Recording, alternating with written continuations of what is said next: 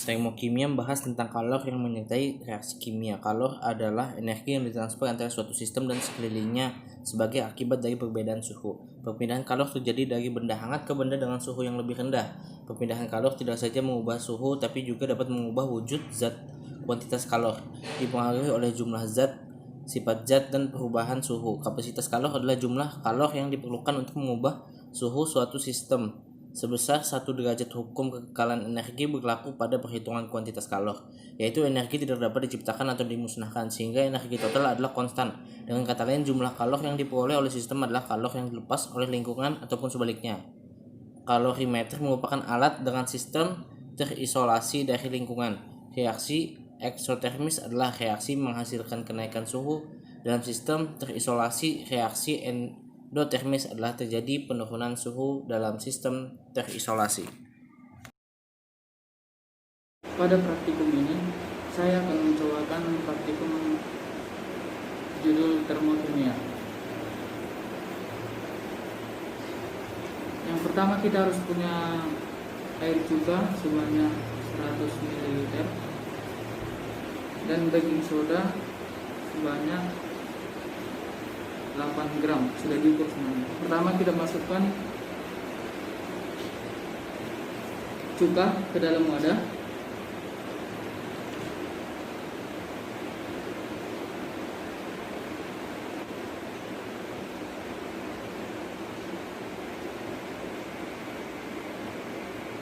Suhunya tetap. Lalu kita campurkan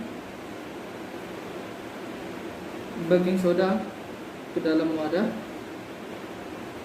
Kita campurkan baking soda ke dalam wadah. Terus kita tutup. Kita ukur suhunya.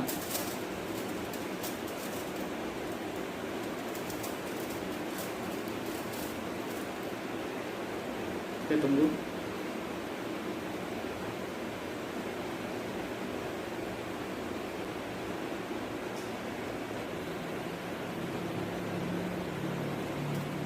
Karena termometer saya kecil, saya ditunggu sampai reaksinya tidak ada lagi. Baru kita melihat suhunya berapa.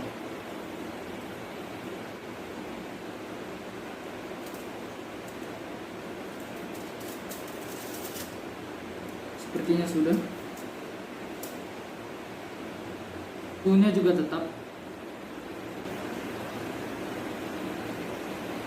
Jadi kesimpulan pada praktikum saya adalah setelah dicampurkan baking soda sama cuka, suhunya juga tidak naik. Jadi teman-teman, kali ini saya akan melakukan percobaan antara air dengan deterjen.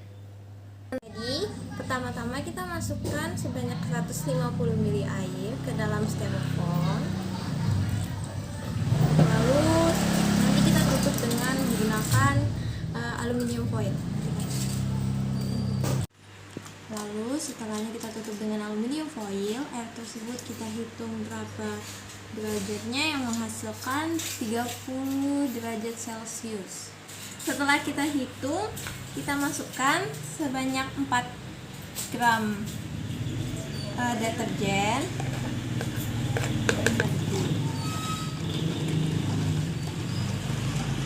Lalu kita ukur kembali air yang sudah ditambahkan deterjen dan kita hitung berapa derajatnya. Jadi derajat yang kami dapatkan adalah naik sebesar 1 derajat Celcius, yaitu menjadi 31 derajat Celcius. Saat air direaksikan dengan deterjen, suhu dari air tersebut akan naik dan menjadi lebih panas. Ambil air 100 ml, tuangkan ke dalam wadah air panasnya. Tuang air dingin sebanyak 100 ml, lalu pindahkan juga ke dalam wadah. Cek suhu awal setiap air. Setelah suhu mulai stabil di termometer, didapat suhu awal dari air dingin adalah 10 Celcius. Suhu awal dari air panas yaitu 54 Campurkan air panasnya, lalu tutup aluminium foil dengan aluminium foil. Taruh termometer di sini, lalu mulai untuk waktunya. Pada 30 detik pertama, airnya mencapai 38,2 Celcius. Lalu pada detik ke-60, suhu masih berada pada 38,2 Celcius. Lalu pada di detik 90, suhu air masih berada pada 38,2 Celcius. Lalu di detik 120, air mulai turun suhunya menjadi 38,1 Celcius. Pada detik 150, air mulai turun lagi menjadi 38,005 Celcius. Pada detik 180,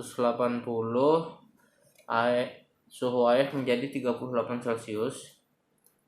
Lalu di detik 210, suhu masih berada pada 38 Celcius. Di detik terakhir, detik 240, suhu airnya adalah 37,9 Celcius. Terima kasih. Jadi kesimpulan dari semua praktikumnya adalah reaksi eksotermis adalah reaksi yang menghasilkan kenaikan suhu atau adanya pelepasan kalor ke lingkungan. Sedangkan reaksi endotermis adalah terjadi penurunan suhu atau sistem memperoleh suhu dari lingkungan. Kapasitas kalor kalorimeter yaitu kuantitas kalor yang diperlukan untuk menaikkan suhu rakitan kalorimeter sebanyak 1 derajat Celcius. Kapasitas kalor kalorimeter dikalikan dengan perubahan suhu. Terima kasih.